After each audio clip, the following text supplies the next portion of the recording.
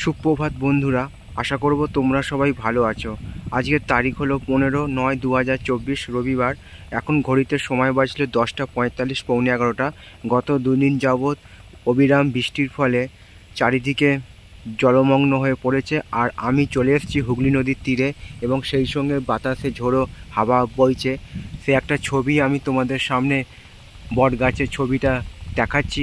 প্রচণ্ড পরিমাণে বাতাস বইছে, সেই সঙ্গে গাছের পাতাও নড়ছে। আমি এখন দাঁড়িয়ে আছি হুগলি নদীর তীরে। আর আমাদের চিরপরিচিত হুগলি নদী সমগ্র বাংলা তথা সমগ্র ভারতবাসীর একটি গর্বের বিষয়। এখন সেখানে চলছে জোয়ার। তারই একটা ছবি আমি তোমাদের সামনে তুলে ধরার চেষ্টা করলাম।